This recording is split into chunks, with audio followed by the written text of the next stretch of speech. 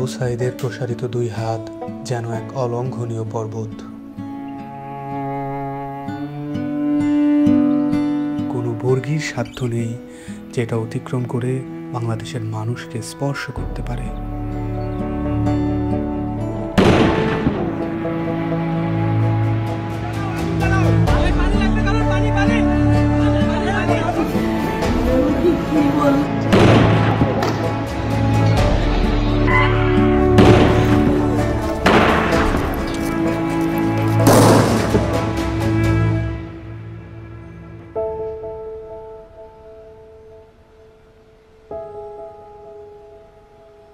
19 জুলাইয়ের পর থেকে বাবা প্রতিদিনই রাস্তার আশেপাশে হাঁটাহাঁটি করেন। কখনো আবার নির্বাক দাঁড়িয়ে থাকেন।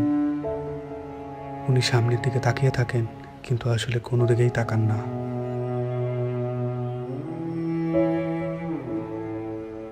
যেসব রাস্তা দিয়ে ওনার ছেলে হাঁটতো, ওইসব রাস্তায় উনি দাঁড়ালে উনি ওনার ছেলের রুম পান। আমার ছেলের মৃত্যু অবস্থায় যখন দাফন দিতে নিয়ে যাবে, এর আগে যখন দেখছি যে হাসতেছে, সে হাসতেছে, হাসি মুখ অবস্থা। ইভেন্টের কাজ করতো, শুধু বাপের কিভাবে একটু সাহায্য করে। কোনো আজে বাজে আড্ডাতে ছিল না। ওই সারাদিন শুধু কলেজ থেকে আসা ও একটুখানি বিকেলবেলা একটু বন্ধু বান্ধব নিয়ে ক্রিকেট খেলতো, ক্রিকেটের পাগল।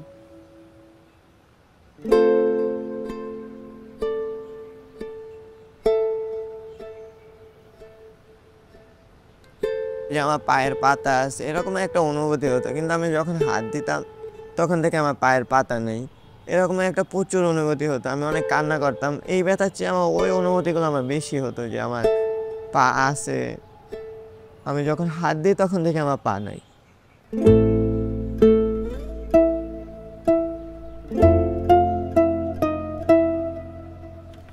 এই হসপিটালে আমি অল্প কিছুদিন হলো আসলাম।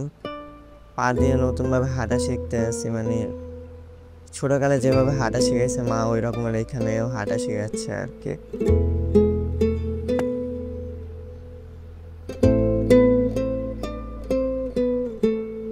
একটি প্রতিবন্ধী কিশোর, 7 বছরের বাচ্চা, ল্যাংড়া মানুষ যদি সংগ্রামে নামতে পারে, তাহলে আমি কেন বসে থাকবো ঘরে? একদিন তো মরতেই হবে, তাই মৃত্যুর ভয় করে স্বার্থপরের মতো ঘরে বসে না থেকে গুলি খেয়ে বীরের মতো মৃত্যু অধিক শ্রেষ্ঠ। আমি যদি বেঁচে না ফিরি, তবে কষ্ট না পেয়ে গর্বিত হয়েও জীবনের প্রতিটি ভুলের জন্য ক্ষমা চাই। আনাস।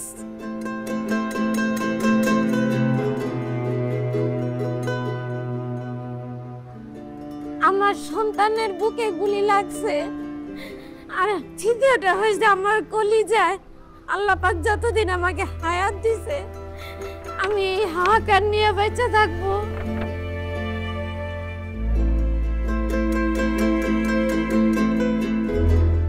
প্রিয় বাবা আসলে আমাদের একটা কিছু না, কিন্তু চকলেট নিয়ে আসছো। প্রিয় বাবা নাই বাড়িতে, যখন বাইরে গেছে আর পুলিশ এসে ওকে ঘুড়ি মেরে দিছে। আই মিস ইউ প্রিয় বাবা।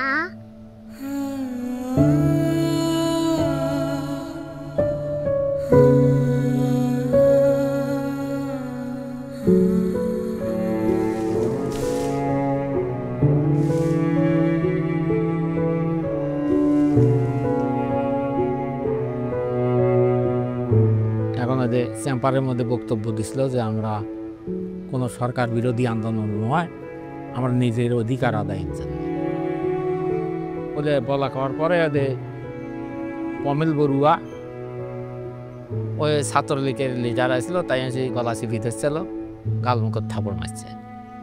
এখন ওই জন্যই ওর জেদ ধরে শহীদ হলো কি এখন ওটার ব্যাখ্যাটা আর আমি জানি না।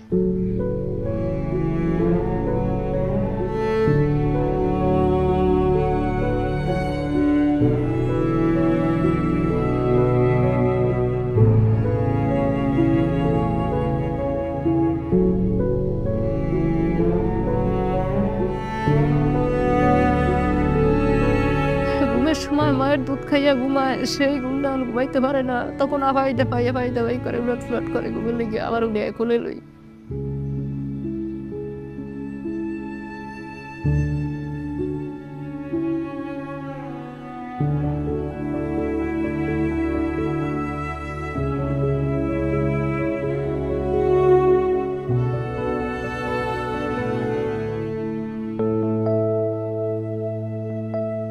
এখানে এসে যখন দেখেছি এখানে সবসময় ভাইয়া পড়াশোনা করতো, এই বিছানাতে থাকতো, এখন যখন দেখি ও নাই তখন একটা শূন্যতা কাজ করে মনের মধ্যে। খারাপ লাগে যখন দেখি যে ভাইয়া এই রুমে নাই। এই ছবিটা 18 জুলাই আমার আন্টি নাজিয়া খান ফেসবুকে পোস্ট করেছিল।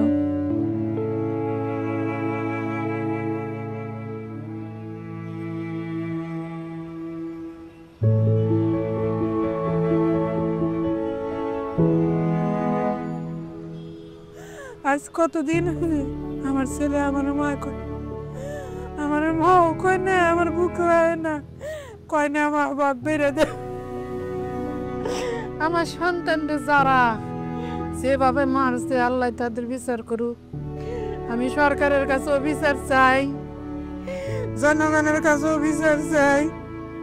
আমার সন্তানরা মারছে, হাজার হাজার মায়ের বুক খালি করছে, যে কালি করছে তারও বিচার করুক আল্লাহ। কতটা তুমি হারালে বন্ধু, কেঁদেছে অন্তর, জানো না তুমি হারাবার ব্যথা, জানে পলাশির প্রান্ত। হারিয়ে গেছে যেখানে মায়ের সোনার নলুকখানি, গোলা ভরা ক্ষেতের ফসল, সাজানো ফুলদানি। এ হারানোর বেদনা তুমি রেখো অন্তরে, দেখবে তোমার দুঃখ লুকাবে পলাশির প্রান্তরে। বাংলাদেশের বুকের ওপর চেপে বসা 36 দিনের এই ভারই আমরা নিতে পারছি না। একবার ভাবি চলেন, 16 বছরে কত বড় ভার হয়ে এটা আমাদের বুকের ওপর বসেছিল। এই ভারই আমাদের শক্তি দিক সংস্কার করে নতুন বাংলাদেশ গড়ার।